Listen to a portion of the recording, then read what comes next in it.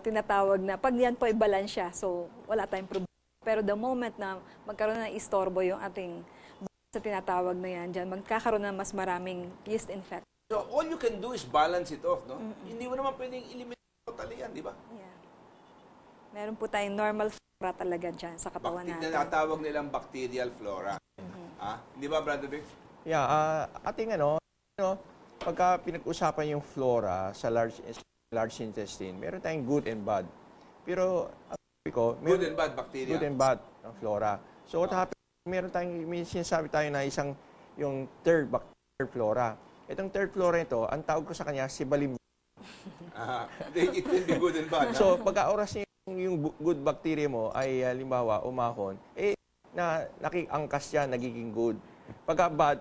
Kaya makikita mo, ang mabilis ang avalanche ng halimbawa bacteria at na-causes so many other problems. No? So, ang ginagawa ng mga alternative practitioner? We usually introduce yung probiotic. Yung probiotic ay, halimbawa, isang necessary to increase the good bacteria.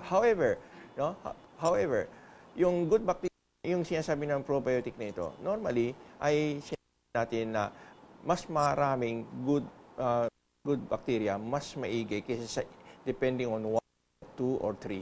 Sinasabi nila na ang ratio daw ng good bacteria to bad na dapat dito sa sistema natin is about 4:1.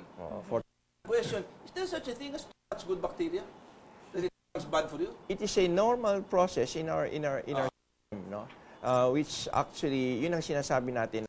Pag halimbawa, nagkakaroon ng undigested food, napauwi ngayon sa bituka, no? This enhances 3 things. Normally, yung mga nabubulok, nagkakaroon ng fermentation. Tapos, you increase the toxins in your, and then it enhances the bad bacteria to grow. No? But the third thing ay yun ang natin. This sometimes yung mga undissolved, undigested, sometimes it nakalusot sa intestinal flora. So pagdating yan, it's not a food for your blood. So the body has to eliminate it. And the immune system begins to attack things like undigested or partially digested proteins that become circulating immune complexes. Protein na nga, pero hindi naman protein na nga, pero ng katawan hindi naman atake. Therefore that means that the immune system sees it as foreign matter. Kanya inaatake ng immune system. Right. At ino-overload mo yung lymphatic system because the lymphatic system is actually yung siya namamahala ilabas ng mga basura. No? So ito may trigger yung parang continuous disadvantage to the whole physiological activity. Alam mo talaga ng katawan natin, meron tayong panlaban sa mga sa mga hindi dapat, meron din tayong elimination system. Ilabas lahat ng dumi, hindi lang nanggagaling sa likuran mo yan o sa puwit mo pwede lumalabas yung mga toxins na yan minsan sa pawis. Sa ihi, sa dumi, at Diyan nakikita natin the great architect. Para tayong ginawa ng Panginoon. Alright, from Jesse of Antipolo. Dr. Torre, ano po ba ang ibig sabihin ng chelation? Okay. Ang chelation po ay isang therapy na ito ay ginagamit na intravenous. So sa ugat natin, ito ay fluids na may mga kasamang vitamins, amino acids, and then chelating solution which is yung EDTA. So yan, inilalagay natin sa ugat, naka-infuse as parang dextrose. Tapos bigay natin yan in series para matanggal po yung mga metals. Yun ang tinatanggal natin. Yun yung toxins. Kasi yung mga heavy metals na yun, dumidikit sa lining ng mga arteries sa blood vessels natin. Mataas sa atin ang lead, cadmium, mercury, arsenic. These are very poisonous substances. But sometimes, hindi mo ma-eliminate kung, you cannot tell where it's coming from. Hindi mo malamak. Minsan sa hinihinga mo lang doon. Pagka polluted po ang hangin na iyong nilalanghap. Alam mo, Brother Ramon, isang malaking problema sa mga matatanda ay yung Alzheimer disease. Open up a cadaver of a certain sa Toronto University, nakita nila na yung shrunken brain ay punong-puno ng aluminum. And then yung nerve tubes patungo sa spinal ay punong-puno ng aluminum. So therefore, we should remember that itong sinasabi nating Alzheimer is a disease that is caused by heavy metals, toxin, accumulation. Including aluminum. Aluminum. Especially aluminum. Some of the research that has established that says part of the problem there is from the fluoride in toothpaste or in water that you drink. Kasi fluoride is a byproduct of aluminum mining, so it has a natural affinity to aluminum. Ngayon, sa katawan mo, the fluoride and the aluminum bind together at yan ang nag-lodge sa utak natin. Sa utak. And that causes amyloids to form ito sa ating utak. Kanya inaapektuhan iba't ibang parte ng ating utak, ating pag-alala, yung ating salita, yung ating emotional life, lahat iba-ibang klase. Magiging makakalimutin tayo. Ginawa lang. Alala ko yung tatay ko when he was close to it. Pinakain mo ngayon, 10 minutes later, pinapatay niyo ako sa gutom, hindi niyo ako pinapakain. Hindi na naaalala ang pinakain. So that's one of the consequences. 091-990-8116. Linda G. Gallbladder stone, may gamot ba rin na di na kailangan operahan? Depende po kasi sa laki ng stone. Kasi pag talagang malaki at kailangan ng tanggalin, dapat tanggalin natin. Kasi otherwise, baka pumutok mas malaking problema. Pero kung maliliit naman po siya, meron tayong mga natural na measures na pwedeng gawin.